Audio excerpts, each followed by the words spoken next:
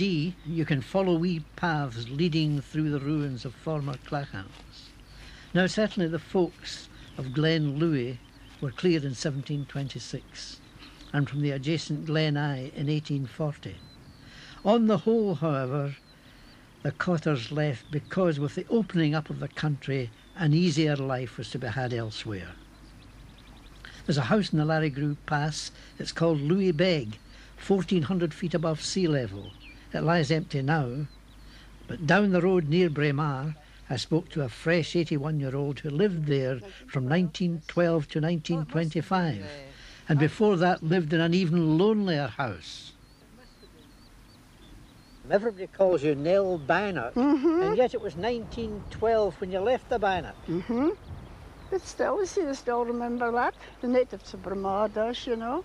And there's somebody even calls you... Nell Bannock for the dairy. That's right. How did you do for food? You know, how did your father and mother feed the family and so on when the roads were all blocked? I tell you, we had in this huge bags of bowls of flour, oatmeal, and sugar, and then we had our own, I tell you, our own milk, which we'd buy tins of milk too, in case the cow was, didn't have milk. But that broth at Louis Beg, my mother washed, that was her wash house, and she baked in there. We baked scones and oat cakes, and she roasted up the cakes in front of the low fire. You see the oat cakes? That's how it was done. You once told me that how green the Bannock was compared to how dark the dairy was. As you go, I've been through Glen Tilt, as you go down Glen Tilt, all the hills are green there, even Benaglow. And yet when you were staying up at the Louis, I know you climbed Ben McDewey no fewer than 22 times. Yes, I did. How did that come about? Well, people, I was not a professional guide, but people stay in the hotel that would drive up and say, I wonder if we should like to go to Ben McDewey. I said, well, I'll take you. I'll tell you, once I was on top of Ben McDewey, and it was just getting on lovely at the cairn, but down came the mist as thick you couldn't see a hair of your finger.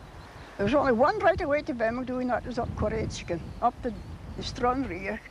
I never lost none of them, all took them home safely. No mountain rescue. Of course, I was always told never to go in if I saw a mist, just steer clear of it, which is a very good idea. See, nowadays some of them don't know about mists, you know, it can be very dangerous. And do you feel that something sad has passed with the abandonment of all these glens? Oh, definitely. Of course, the people coming, it's been brought up in the town. Well, you couldn't expect them to go up to Louis Beg or the Bannock and live, you know. Same with me, if I went to the town, I would be down the chute, proper. But you still walk at 81? Yes. People said to me in the village, did you walk? Well, I said, what could I do? There's nobody come to take me down. That Ben McDewey stood you in good stead. Oh, well, I couldn't tackle Ben McDewey now anyway. I just have to sit at the bottom and look up.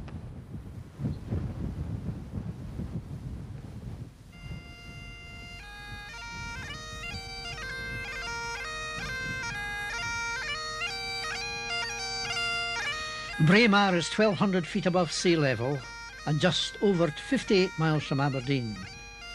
In 1774, Thomas Pennant described the houses as shocking to humanity. Houses of loose stones with clawed roofs looking like molehills. People sharing one room dwelling with hens, ridges of arable land amongst heaps of stones and bogs and heather. Well, it's a bright place, popular with tourists today, but when the Jacobite men of Mar came down here to raise the standard for King James VIII, it would be very much as Thomas Pennant described it. On the bright blue standard, streamers carried the mottos, "No Union, for our king and oppressed country, for our lives and liberties." The monument, in fact, is down opposite the Invercalled Arms, which commemorates where the standard was raised.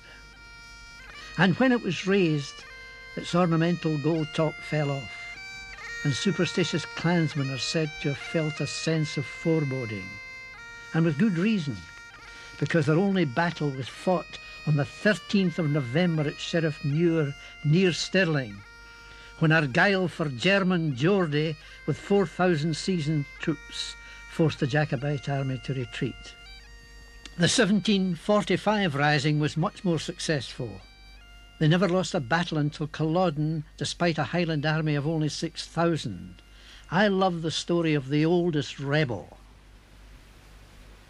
This is the old cemetery of Braemar, and I was told it contained a very interesting tombstone near the mausoleum. This must be it. To Peter Grant. Now, Peter Grant was the oldest survivor of Culloden, aged 107. And it happened that George IV paid the first visit to Scotland by a reigning monarch for 150 years. And he was told the story of this man, an amazing story, because this Jacobite was captured. He had been planked in Carlisle jail, probably to be executed. And that the man climbed the castle walls in the dark and walked home to Deeside. There he married a girl of 16, had 6 of a family, and at the age of 107, he was told that the king had granted him a pension for life as the oldest subject, £52 a year. And the king said, pay it immediately in case he doesn't live long enough to get it.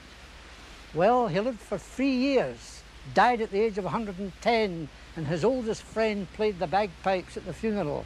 And the tune he played, the man was aged 90. Wha wouldna fecht for Charlie's right? There were 300 mourners, and I believe the whisky flowed like water.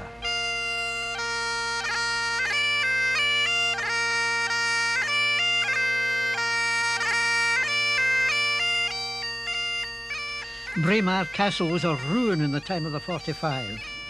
It was rebuilt by army engineers to house a garrison of troops to keep the peace, and remained in occupation until 1831, only 17 years before Queen Victoria selected Balmoral as her Scottish home. A former Jacobite stronghold, it was then a sporting estate.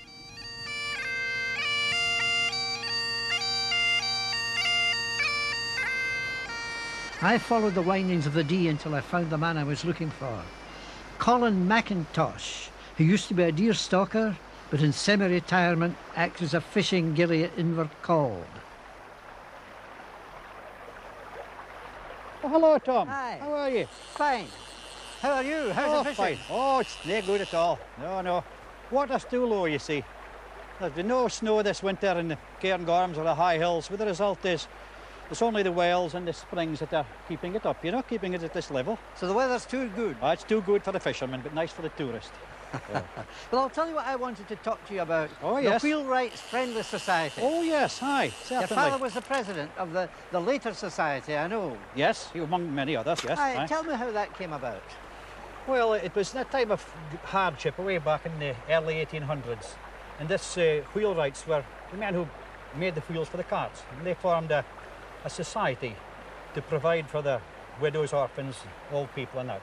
And the main staple diet at the time, of course, was oatmeal, And if the people didn't get a good harvest, they literally starved.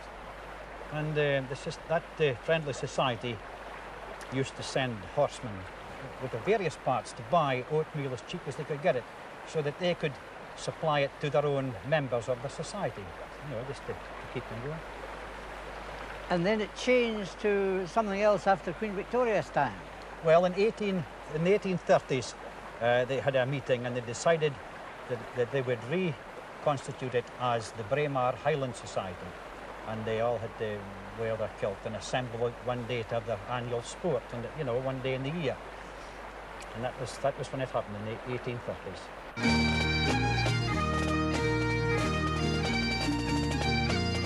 It was Queen Victoria who allowed the word royal to be added to the title, whose original aims included the preservation of the Gaelic language. But alas, there are no native speakers of the Deeside Gaelic left in Braemar today.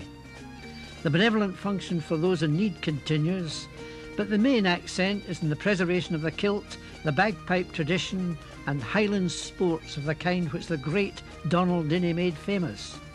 Dinnie was the local man who made good at Highland games everywhere.